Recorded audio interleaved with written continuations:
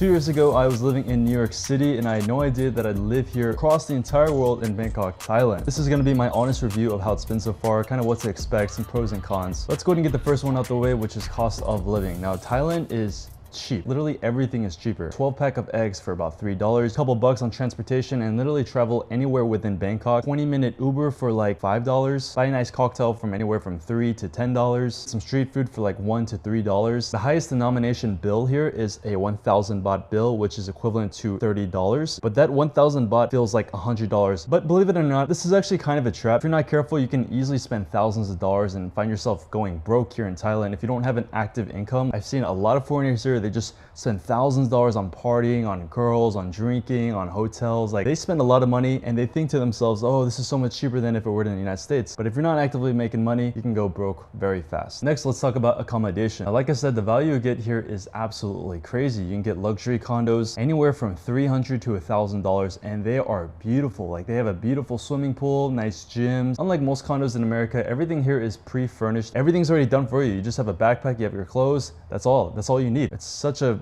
relief. The downside is that even though the condos are maybe $400, $300 a month, those deals are only there if you're signing a 12-month lease. And a lot of times people coming to Bangkok, they're not staying that long. It wouldn't make sense for you to sign a 12-month lease. Therefore, you're gonna have to spend a bit more money on hotels or renting on Airbnb. And the last downside about accommodation, in Bangkok, you're not gonna have a lot of space. A typical size for a studio or one bedroom is only 29 to maybe 35 square meters. It's compact, it has all the necessities. It's kind of like getting a master suite hotel where it's like a big room with a small little kitchen, bed, couch, prioritizing utility over space. So it's honestly not that bad, but it is gonna be a little bit of a change, maybe a culture shock. Now let's talk about the quality of life. There's lots and lots here to do. It's very lively and it's very youthful. Everybody's just kind of going outside, just doing something. They're going to a temple, they're going shopping, eating at restaurants, they're going to rooftop bars, nightlife.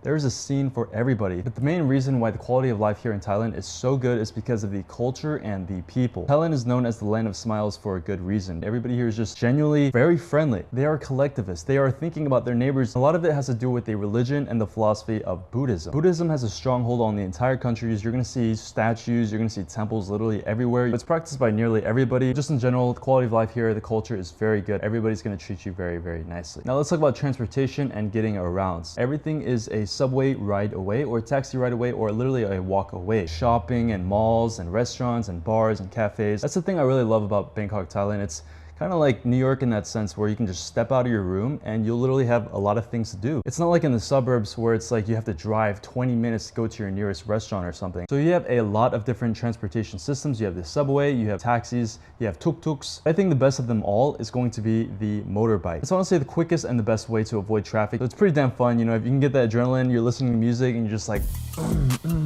like just speeding through the highway. But the most dangerous thing about Thailand, I think, is probably motorbike. Those things are going fast. They're going 60 miles per hour and they have a lot of cars behind you. If you're not holding on tight, you can lose your balance. It's quite dangerous, but it is extremely reliable. It's extremely fast. It's kind of hard to say no. I ride them every single day. Nothing's happened to me, but just make sure you're holding on tight. So that leads me up to the next point, which is crime and safety. You don't have to worry about random stabbings. You don't have to worry about somebody mugging you or getting in a random drunken bar fight. I mean, there are rare cases where you're gonna meet a belligerent Thai guy, but as long as you're not doing anything to step out of your way to like attract that kind of behavior, you're going to be completely fine. If you're ever in a kind of situation like that where in like a confrontation, the best thing you can do is just de-escalate as much as possible, not survive in Thai prison. Like, it is literally no joke. So the most danger you can encounter in Thailand is the motorbikes, like I said, food poisoning, and the last dangerous thing, especially for foreigners, is going home with a bad girl. And by the way, they might not be girls by chance. A bad girl is what 99% of Thai women are not. A bad girl is someone who's going to trick you, seduce you, and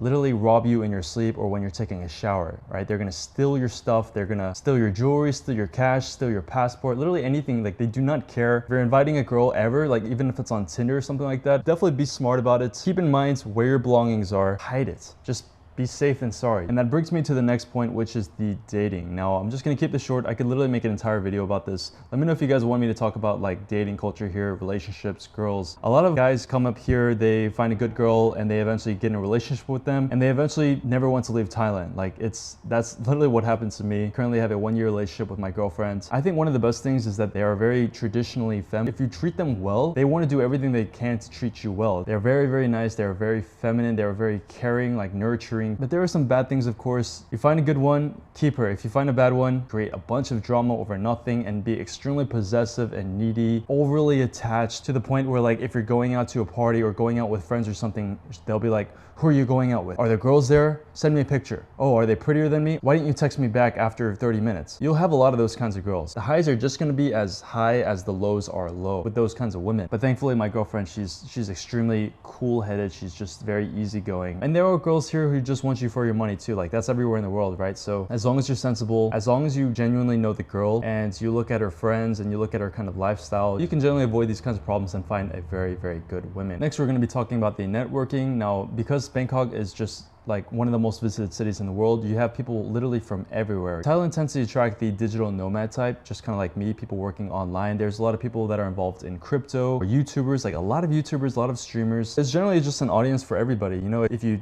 take the time out to network and try to meet people, then it's very, very easy. If you do not put in any effort, then you're gonna find yourself without any friends, without any things to do. You have to make effort, right? But the good thing is everybody is generally nice. You're not gonna get judged for being weird, for talking to a random stranger. It's not shamed upon, and just be outgoing, sociable, and you should be able to attract a good amount of friends and network your way to good relationships, whether personal or for work. Next is the weather. Now, the weather is probably the worst thing here. It's very hot, it's very dry. You're going to sweat. For a good portion of the year, you're gonna have the wet season where it's just raining every single day nonstop. It can be completely clear out when you go to a restaurant, and after you're done eating, it's literally pouring outside. So if you want to make the best out of your trip, I would definitely avoid the wet season. It's pretty hardcore. Now, the last thing, let's talk about the language barrier. Now, it does exist. It's not that bad, but it's quite inconvenient if you do not know any Thai at all. Like when you're riding a taxi or whenever you're dealing with the older population, they're working at a restaurant or maybe they're a taxi driver. A lot of them do not know English. So it's a lot of Google Translate. It's a lot of like